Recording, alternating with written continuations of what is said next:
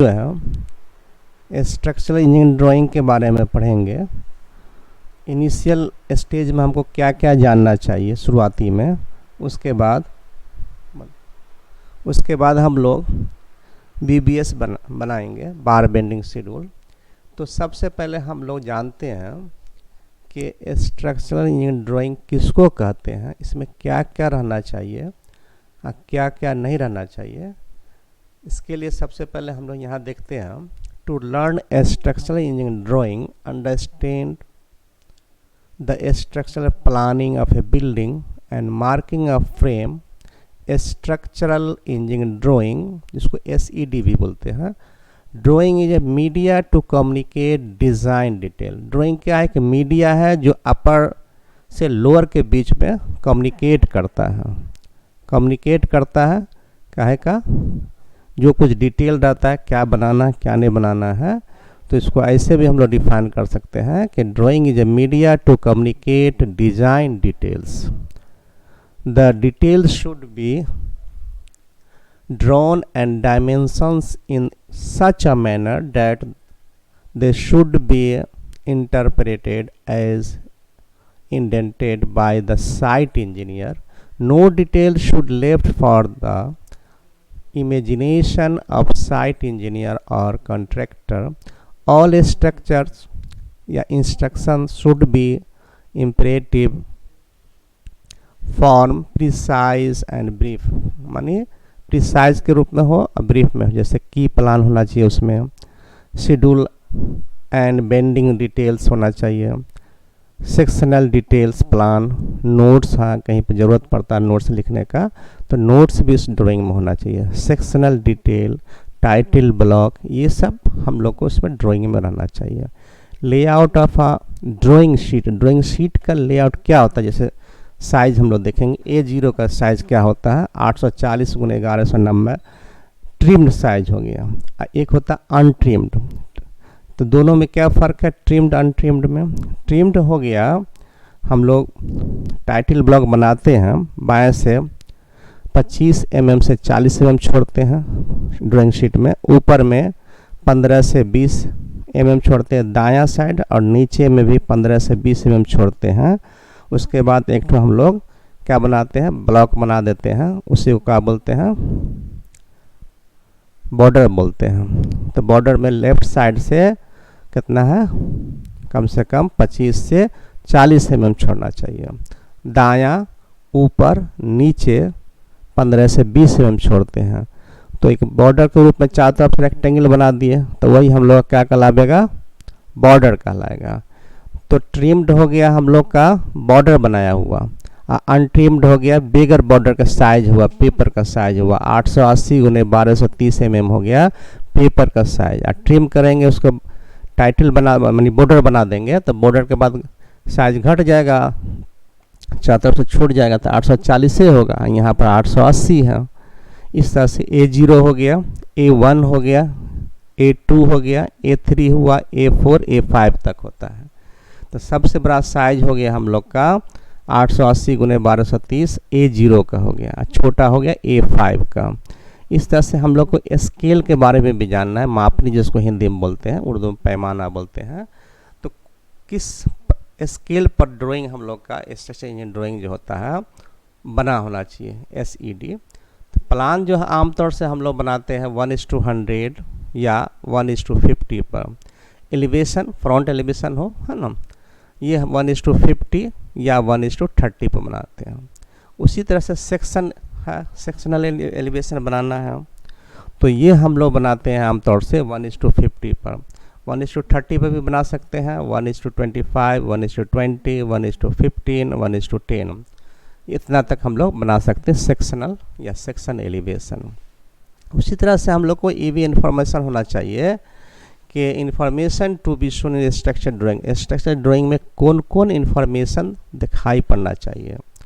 उसके लिए हम लोग देखते हैं, the overall sizes of the concrete member shall include the size of any necessary. जैसे कि कोई भी हम लोग देते हैं, जैसे स्टीरप्स बनाते हैं, तो वो चेम्फर है या फिलेट है कॉर्नर में, ये उसमें रहना चाहिए, दिखाई पड़ना चाहिए। The position and details of construction joint and special process ETC shall be indicate, मानी ये सब इंडिकेट होना चाहिए। चेम्फर है, फिलेट है, इसे दिखाई पड़ना चाहिए इस पर। The beam, wall, slab, floor, slab, column ETC the main dimension of a structure such as the distance between column, मानी कॉलम के बीच का दूरी, हाइट्स बिटवीन फ्लोर, एक फ्लोर से दूसरे फ्लोर की दूरी या ऊंचाई, beam and column size and floors and wall thickness, ये सब उसमें इंडिकेट रहना चाहिए कितना कितना हाइट डिस्टेंस है एक फ्लोर से दूसरे फ्लोर के। Calculated by the design engineer shall also be shown on the drawing, drawing पर दिखाया जाना चाहिए। A structural drawing prepared by the designer shall show details of reinforcement and all others information needed for detailing the reinforcement। ठीक है, उसके बाद हम लोग ये भी देख सकते हैं the drawing should be complete, मानी ड्राइंग पूरी कंप्लीट होनी चाहिए, है ना, पूर्ण होनी चाहिए, अपूर्ण नहीं होना चाहिए, क्लियर होना चाहिए, है ना, कोई भी उसमें अंदेशा ना होना चाहिए, कोई भी डाउट ना होना चाहिए जो बनाने में हम लोग को दिक्कत हो कंस्ट्रक्शन को। शेड्यूल किसको बोलेंगे? SCHEDUL शेड्यूल, शेड्यूल के बारे में आप लोग पढ़ चुके हैं या फिर पढ़ लीजिए। The reinforcement details of slabs, beam, columns and any other points of a structures may be effectively on working drawing in a tabular form। जो भी हम लोग टेबुलर फॉर्म बनाते हैं वही शेड्यूल कहते हैं। जैसे स्ट्रक्चर का होगा, जैसे आप ड्राइंग में बनाए होंगे schedule of door and window, उसी तरह से इसका भी शेड्यूल ऑफ, है ना, शेड्यूल होता है। इसको टेबुलर फॉर्म में हम लोग बनाते हैं रो कॉलम के रूप में, वही हम लोग का शेड्यूल कहलावेगा। कौन सी the structures may be effectively on working drawing in a tabular form, it is known as schedule.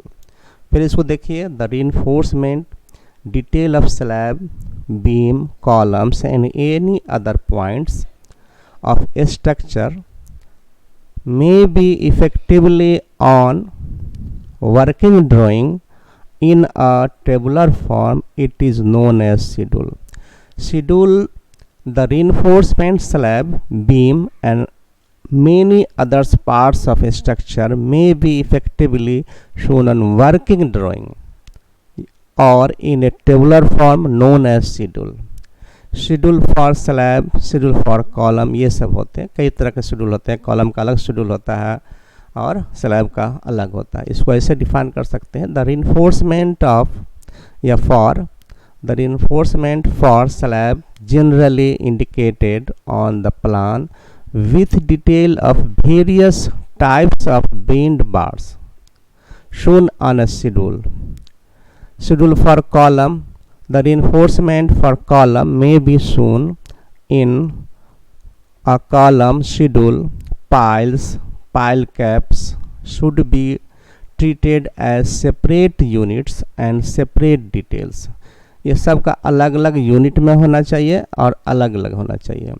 Weight of बार पर मीटर लेंथ, 1 मीटर में कितना वजन होना चाहिए छड़ का, बार का, वो भी इंडिकेट रहना चाहिए। वेट ऑफ बार पर मीटर लेंथ, 1 मीटर में कितना वजन होना चाहिए। The in estimating the quantity of steel, wait of steel bars per meter length is required. The unit weight of the steel is 78.5 kilo Newton per cubic metre, या इसको हम इस तरह से कर सकते हैं 7850 kg पर क्यूबिक मीटर होता है। 1 मीटर क्यूब में 7850 kg आता है। किसका? स्टील का जो होता है डेंसिटी है। 1 मीटर क्यूब अगर है, 1 मीटर लंबा, 1 मीटर चौड़ा, 1 मीटर ऊंचा या मोटाई उसका है, तो उसमें 7850 kg होगा वजन। The find weight of circular bar section, अब कोई गोल छड़ है जैसे 12 mm का, 16 mm का, 18 mm का, तो उसका वजन कैसे निकालेंगे? उसके लिए एक फार्मूला है, weight of bar in KG पर मीटर, डाया स्क्वायर बट्टा 162.2 भी लिख सकते हैं या 162 भी दे सकते हैं। तो dia square dia of bar है ना स्क्वायर बट्टा 162 केजी पर मीटर। यहाँ देखिए डाया स्क्वायर है ना बट्टा 162 केजी पर मीटर, 1 मीटर में उतना वजन होगा। जैसे सपोज कीजिए 10 डाया का है हम लोग का बार है, 10 mm का है, तो इसका फार्मूला हो जाएगा डाया स्क्वायर बट्टा 162 केजी पर मीटर। तो डाया स्क्वायर 10 होगा, 10 दाएँ के 100 हो गया, 100 बट्टा 162, तो उसको डिवाइड कीजिएगा तो 0.6165 केजी पर मीटर, 1 मीटर में इतना वजन हो गया 0.6165 केजी, यानी कि 550 ग्राम से ज़्यादा हो गया, 600 ग्राम सब थोड़ा ज़्यादा। उसी तरह से हम लोग इसका भी निकाल सकते हैं, 16 mm का छड़ है आपको, तो इसको निकालेंगे तो हम लोग 1 मीटर कितना हो जाएगा 16 पर स्क्वायर बट्टा 162 केजी पर मीटर। तो 16 पर स्क्वायर 16 256 से 256 बट्टा 162 हो जाएगा। इस तरह से हम लोग का होगा 1 मीटर का वजन होगा छड़ का 1.5782 केजी।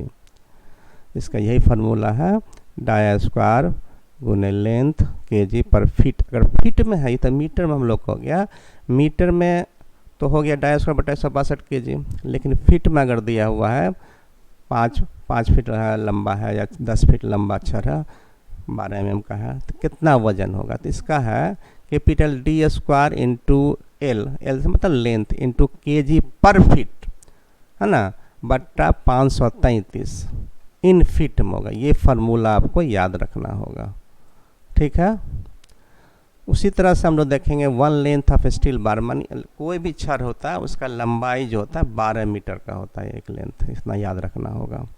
कितना का होता है लंबाई, एक छड़ की लेंथ 12 मीटर का।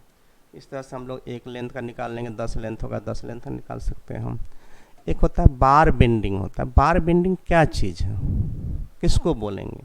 The process of bending reinforcement steel into shape required for reinforcement concrete construction। Bar bending हो गया कैसा छड़ को मोड़ना है, वही हो जाएगा हम लोग को बार बेंडिंग। रिंग बनाना है, स्ट्रिप्स बनाना है, एल बनाना है या क्रैंक बनाना है, तो वही हो गया हम लोग का बार bending. The process of bending, bend मानी होता मोड़ना होता है, reinforcing स्टील इनटू शेप, उसका शेप कैसा होगा जो ड्राइंग में हम लोग बनाते हैं, और ड्राइंग के हिसाब से फिर हम लोग किससे कटवाते हैं, स्टील कटर जो होता है जिसको कहते हैं छड़ बांधने वाला होता है ना, वो काटता है शेप के हिसाब से जैसा ड्राइंग में रहता है, वही कहलाता है bar bending. The process of bending reinforcing steel into shapes required for reinforcement concrete construction में किस शेप का हमको ज़रूरत पड़ता है स्टील, उसको जो रूप देते हैं, शक्ल देते हैं, उसका शेप देते हैं, वही हम लोग का बार बेंडिंग कहलाएगा। तो पहले बार बेंडिंग शेड्यूल बनता है, उसके बाद उसी के हिसाब से जो रॉड बाइंडर होता है वो काटता है छड़ को। बार बेंडिंग एक शेड्यूल होता है, एक बार बेंडिंग हुआ, एक बार बेंडिंग शेड्यूल हो गया। बार bending schedule is reinforcement bars given in RCC work item and it's presented in a tabular form, tabular form के रूप में रहेगा। For easy visual reference, the table summarizes all the needed particulars of bars, diameter, shape of bending, length of each bend, and state portions, angle of bending, total length of each bar, and number of each type of bars. This information is a great help in preparing an estimate of quantities। माने ये सब जो है मदद करता है हम लोग को एस्टिमेटिंग बनाने में, क्वांटिटी सर्वेइंग में, ये सब का रहना ज़रूरी है। अगर शेप बना हुआ है, बार बेंडिंग शेड्यूल बना हुआ है, उसी से हम लोग स्टील का वजन, स्टील बार का वजन आसानी से निकाल लेते हैं, एस्टिमेट कर लेते हैं, और रेट से मल्टीप्लाई करके हम लोग अमाउंट निकाल लेते हैं। तो ये सब बहुत ज़रूरी है। उसके बाद हम लोग का एक और पॉइंट आता है एडवांटेज ऑफ बीबीएस। बीबीएस का एडवांटेज क्या है, क्या ज़रूरत पड़ता है, क्यों बनाते हैं हम लोग, उसे क्या फ़ायदा है। तो इसको हम लोग इस तरह से डिफाइन कर सकते हैं, व्हेन BBS इज़ अवेलेबल, जब हम लोग को BBS अवेलेबल है, cutting and bending of reinforcement can done at factory and transported to site. This increase faster execution at site and reduce construction time and cost due to less requirement of workers for bar bending। अगर BBS हम लोग को बना हुआ है, कहीं factory में बनवाए या जहाँ बनता है, तो हम लोग काम जो है जल्दी हो जाता है, कंस्ट्रक्शन वर्क का टाइम जो लगता है ये कम हो जाता है, रिड्यूस कंस्ट्रक्शन टाइम है ना, कंस्ट्रक्शन टाइम में कमी आ जाता है और कॉस्ट भी कम पड़ता है अगर बना रहता है। ठीक है, दूसरा इसका पॉइंट है, using BBS when used for FE 500 it saves 10% more steel reinforcement compare to FE 415। अगर 500 FE 500 का इस्तेमाल कर रहे हैं तो ये 10% कम होगा, यानी कि FE 415 से FE 500 का खर्च कम पड़ेगा, है ना, reinforcement का। तो ये सब हम लोग को याद करना है, एडवांटेज ऑफ BBS। उसके बाद बार बेंडिंग शेड्यूल, उसके बाद bar bending, weight of steel bar, dia square बट्टा कितना होगा 162 kg पर मीटर, 1 मीटर का वजन हो जाएगा डाया स्क्वायर मानी डाया बार स्क्वायर बट्टा 162 kg पर मीटर। अगर हम लोग को फिट में निकालना है, जैसे 5 फीट का छड़ दिया हुआ, कितना वजन होगा, 12 mm डाया है, तो इस तरह से निकाल सकते हैं, dia square into L length into kg per feet बट्टा 533। किस में आएगा, फीट में बनेगा, 5 फीट 10 फीट 12 फीट लंबा छड़ है तो उसमें। अगर मीटर में दिया हुआ है तो डाया स्क्वायर बट्टा 162 kg पर मीटर निकाल सकते हैं। इस तरह से हम लोग कर सकते हैं। अब एडवांटेज अब हम लोग को BBS होगा बार बेंडिंग शेड्यूल, फुल फॉर्म हो गया बार बेंडिंग शेड्यूल। अब एक प्रॉब्लम हम लोग का है, प्रॉब्लम नंबर 1 है, draw the reinforcement detail of simply supported rectangular beam. एक रेक्टेंगुलर बीम है, हैविंग द फॉलोइंग स्पेसिफिकेशन, एक स्पेसिफिकेशन दिया हुआ हम लोग का है, प्रिपेयर करना, तैयार करना है schedule of reinforcement and estimate the quantity of steel. Steel में स्टील कितना लगेगा उसका क्वांटिटी मालूम करना है और शेड्यूल ऑफ reinforcement बनाना है हम लोग को। तो प्रॉब्लम है हम लोग का, क्लियर स्पेन दिया हुआ 3500 mm है, उसके बाद हम लोग के बियरिंग है ऑन आइदर साइड हो गया 200 mm है, विड्थ ऑफ द बीम हो गया 300 mm है, overall depth of beam, beam का जो गहराई हुआ डेप्थ हो गया 450 mm है। मटेरियल इसमें कौन कौन लगेगा, कंक्रीट है, M20 है, M20 का मतलब क्या हुआ 1.5-3 है ना, ग्रेड का कंक्रीट हो गया। स्टील इसमें दिया हुआ FE 415 स्टील दिया हुआ है। reinforcement में हो गया बार इन टेंशन में, टेंशन में कितने हैं 5 ठो है 20 mm का, out of which 2 bars are crank at 45 degree, 45 degree पर क्रैंक है उसमें 2, at distance of 400 mm from the face of the support, support से 400 mm की दूरी पर ये क्रैंक है। हैंगर बार ऊपर का जो बार हो गया 12 mm का है, 2 ठो है, ये 2 नंबर है। स्टीरप्स हुआ जिसको रिंग बोलते हैं, कितना का है 8 mm का है, 2 लेग है। अब 2 लेग जानते ही होंगे। स्टीरप्स एट जो है 250 mm सेंटर मानी 250 mm सेंटर टू सेंटर पर है लगा हुआ है। कवर कितना देना है इसमें बीम में, तो बॉटम कवर सबसे नीचे का होता है 40 mm, टॉप जो हो गया क्लियर कवर ऊपर का हो गया 40 mm, साइड का भी हो गया 40 mm, 40 mm 40 mm 40 mm का है। अब इसमें क्या क्या हमको बनाना है, ड्रॉ द फॉलोइंग व्यूज़, क्या क्या बनाना है, लॉन्गिट्यूडनल सेक्शन लेंथ वाइज काटेंगे तो, क्रॉस सेक्शन एट मिड है ना, मिडिल पर काटेंगे क्रॉस, वो काट बनाना है, cross section at the end, किनारा में क्या करना, किनारा पर क्रैंक हम लोग का पता चलेगा। इसमें 3 तरह का इसमें हम लोग को बनाना है सेक्शन, पहला हो गया लॉन्गिट्यूडनल, दूसरा हो गया cross section at the middle, तीसरा हो जाएगा cross section at the end. उसके लिए सबसे पहले हम लोग यहाँ पर देखते हैं स्टील बार कितना दिया हुआ है, लेंथ ऑफ मेन स्टील है ना, स्ट्रेट बार है 20 mm का है, clear Spain plus 2 into bearing, दोनों तरफ से बियरिंग कितना कितना का दिए हुए हैं, तो बियरिंग कितना दिया हुआ है 200 का दिया हुआ है। आप कवर काटना है ना, क्लियर कवर काटना है 2 इंटू क्लियर एंड कवर, तो यहाँ पर 3500 mm तो हम लोग क्लियर स्पेन हो गया प्लस 2 इंटू 200, दोनों तरफ से 200 का जोड़ लिया। कवर घटा दिया 40 दायाँ 40 बायाँ कवर घटा दिया तो माइनस हो जाएगा 80। इस तरह से हम लोग को हो गया 3820 मानी 3820 mm हो गया। अब कैट हो छोड़ इसमें कितने नंबर ऑफ बार होगा, 3 नोज होगा, कितना होगा 3 नोज, यहाँ पर हम लोग का दिया हुआ है ना, जिसमें क्या है 5 छर है, इसमें 2 ठो है क्रैंक है, तो उधर कितना बच गया 3 ठो बच गया, 3 ठो स्ट्रेट होगा। क्रैंक के लिए थोड़ा सा दूरी निकालना पड़ेगा, वो ज़्यादा थोड़ा सा क्रैंक का छर बढ़ जाता है लेंथ उसका, तो 2 तो हम लोग देंगे, इनमें 3 ठो हो गया स्ट्रेट बार हो गया और 2 ठो होगा क्रैंक होगा। यहाँ देखते हैं क्रैंक निकालने के लिए हम लोग क्या करेंगे।